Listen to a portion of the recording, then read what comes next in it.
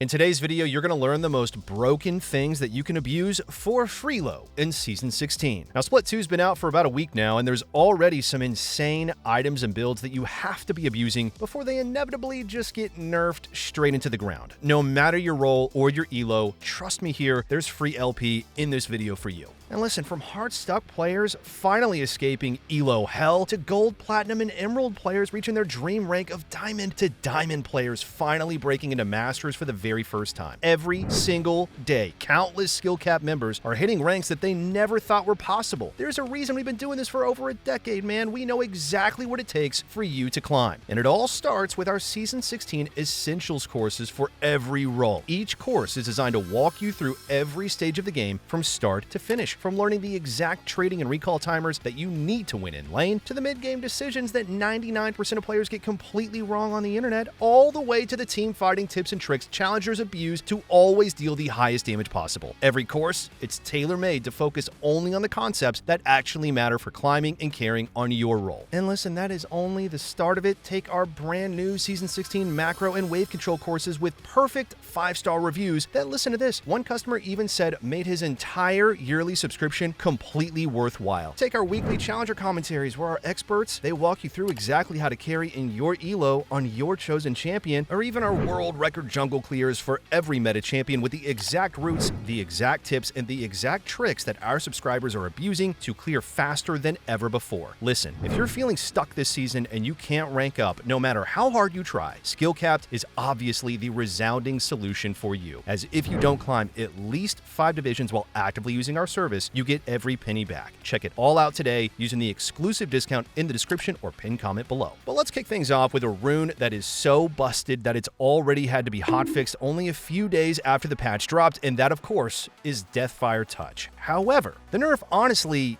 did absolutely nothing, and you need to be abusing this while you still can. Now, it goes without saying that this rune is obviously super strong on any champion with either a burn or AoE damage in their kit, where due to it not having a target cap, you can apply it to everybody who gets hit by your AoE abilities for some ridiculous damage numbers, and it makes it insane on champions like Brand, like Malzahar, Singed, Karthus, and Vladimir, to just name a few. But surprisingly, the champions abusing DFT the hardest right now are actually none of those, and it's all due to the broken interaction with Black Cleaver, as the damage over time effect from the rune applies stacks of the armor shred, meaning in just one ability you can fully stack the Black Cleaver passive on a target or even on multiple targets at the same time with a single AoE spell. Now, there's a couple of champions that can take advantage of this interaction, but the biggest abuser by far is Smolder, who in just the span of a week has shot up over 2% total win rate, which is ridiculous with the build that we're about to cover having nearly a 55% win rate just this season, which truthfully is just an LP printer right now, and it for sure is going to get nerfed and get nerfed soon.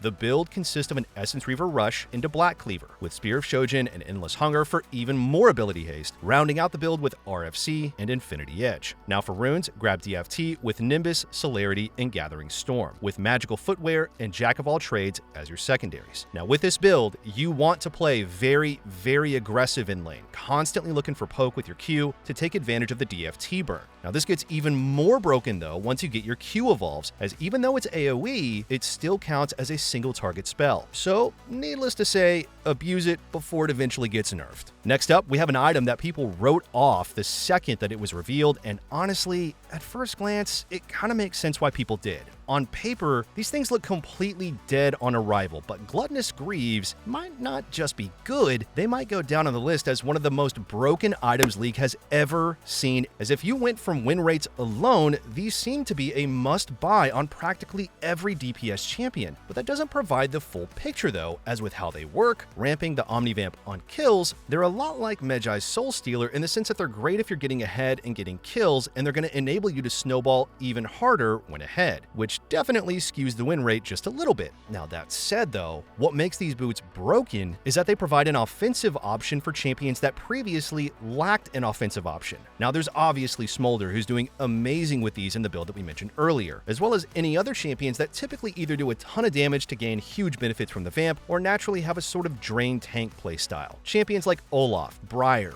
Gwen, even Cassio, Kayle, Shyvana, they're all doing amazing with these right now, but there's also ADCs like Neela, and Samira. Basically, any champion that previously felt locked into building defensive boots most games, as now these champions actually have a strong offensive option instead of the defensive stuff. And one champion that's definitely making the most out of Gluttonous Greaves is Action Mid, as they fit his playstyle perfectly. He's a champion that doesn't want to be building defensive, but couldn't really take advantage of either Lucidity or Berserker Greaves, and once upgraded to Immortal Path from the mid quest, provide insane value from the bonus damage, and not to mention, Action can even benefit from the extra shielding thanks to his passive. The full build consists of a Voltaic Rush into Stormrazor with LDR into IE, then Rapid Fire last, taking this Electrocute rune page with Precision as your secondary for even more upfront burst damage. But definitely look to be building Gluttonous Greaves on a lot of champions this season, especially when you're already snowballing, as chances are they're going to end up getting nerfed and getting nerfed soon. Oh, and a quick side note to this, if you're an ARAM Mayhem enjoyer, well, these are a must-buy. Now, one of the biggest changes to the meta this patch is the rise of AD Assassins, with almost all mid lane and jungle assassins getting considerably stronger this patch. Gluttonous Greaves and the addition of the extra adaptive damage from the mid lane role quest has definitely helped with this, but the main reason is the insane reworks to Voltaic Cyclosword. This item is truthfully just absurd right now. It lost 8 lethality and cost 100 gold less, but the passive was entirely reworked. Rather than the bonus damage and 99% slow on basic attack,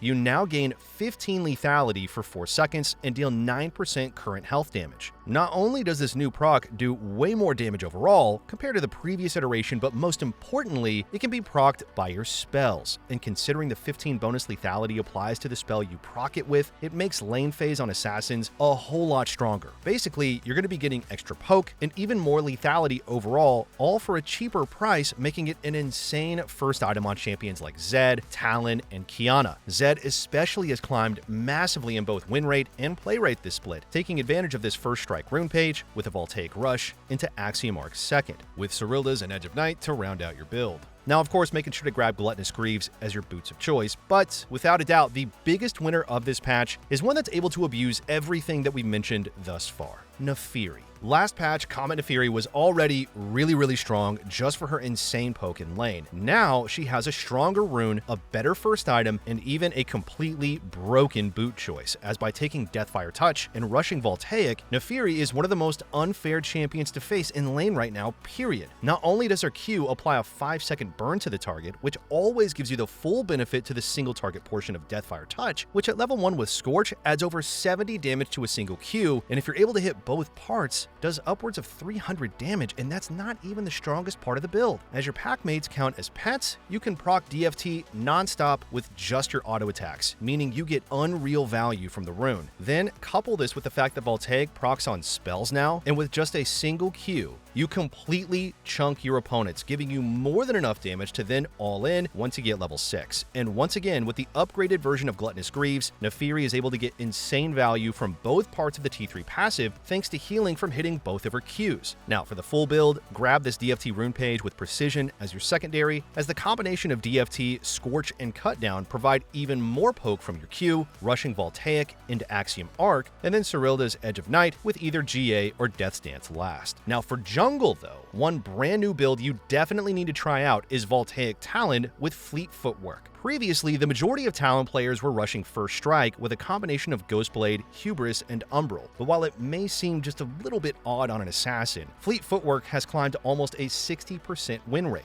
Not only does Fleet keep you at 100% through your clear, but combined with your E, it makes it practically impossible for you to ever die. And then in fights, thanks to the movement speed, you can stick on targets and keep auto-attacking, while also allowing you to skip Ghostblade early and immediately rush Voltaic for an insane one-item spike. Now, the full rune page is this one right here, with Cosmic Insight and Freeboots as your secondary, rush Voltaic into Umbral, and then pick up Ghostblade, Cyrilda's, and Axiom Arcanist. And to truly unlock the full potential of this build, you have to check out our world record Talon Jungle Clear, featuring the secret pathing route Talon OTPs have been abusing this season to literally print LP. And of course, it doesn't stop there. We have the fastest clears, the best routes, and the hidden clear tech for every meta jungler, all with helpful subtitles walking you through every single step. Check it out today using the link in the description or pinned comment below. So coming into this patch, the item that was hyped the most was of course the new Statikk Shiv, and the possibility of applying things like Tahm Kench's passive to multiple players and proccing Heartsteel on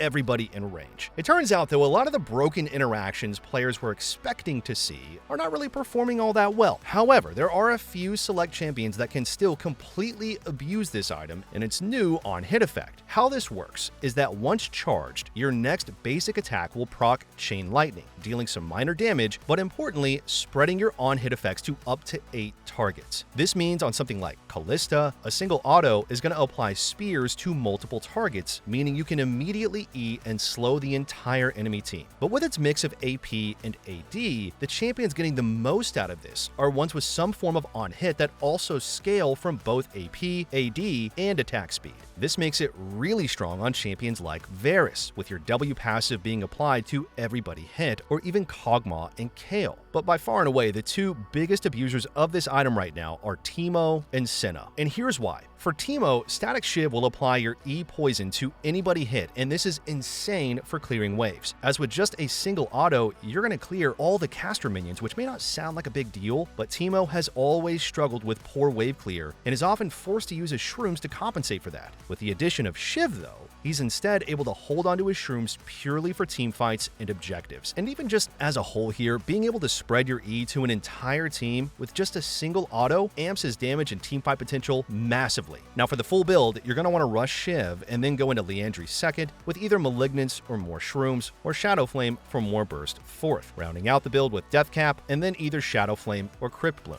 For the rune page, opt for this PTA page with Resolve as your secondary. Now, as for Senna, Shiv is, again, massive for improving her wave clear in lane, but there's also a hidden interaction with it that makes it even stronger, as when you queue a champion, any champion behind them is actually going to provide you with a passive stack, meaning if the enemy team lines up, it becomes very easy to farm stacks and farm stacks fast, and this then synergizes with Dusk and Dawn as well, meaning with just a single Q, you get stacks from everybody you hit. Now for runes, opt for this DFT page with Cashback and Approach Velocity as your secondaries, with the full build being a Shiv Rush into Dusk and Dawn second with Cleaver third, rounding out your build with IE and RFC, and either Guardian Angel, Edge of Night, or Hex Optics last, as Senna is yet another champion who can take advantage of that Deathfire touch interaction that we spoke about earlier in the video, where a single Q will also fully stack your Cleaver on the initial target and anybody else hit by it. And it's this exact interaction which has also seen massive win rate increases to support Senna as well, with that build changing just a little bit, opting for a Black Cleaver Rush into Shiv, IE, and RFC, grabbing Serpents or Executioner's Calling as needed. And look, those are some of the most overpowered runes, items, and champions that you should be looking to abuse this season. But look, while lists like these show you what to play, our brand new Season 16 Essentials courses for every role teach you how to win, each of them designed to walk you through every stage of the game, start to finish, from the exact trading and recall timers that you need to win lane, to the mid-game macro decisions that 99% of players get completely wrong, all the way to the team fighting tips and tricks challengers abuse to always deal the highest damage possible. Whether you're a top laner in the most unfavorable matchup possible, a mid laner having to deal with everybody in your lane 24/7, a jungler just trying to balance ganking with farming, an ADC stuck just trying to hard carry with a support who just exists to grief you, or a support that's struggling to carry games on your own. Our Essentials courses are tailor-made to focus on the exact concepts that actually matter for climbing, on your role in your elo. Check them out today, completely risk-free, using the link in the pinned comment or description below, as if you don't climb at least 5 divisions, you're going to get every penny back. For now though, thank you all for watching, and we'll catch you in the next one.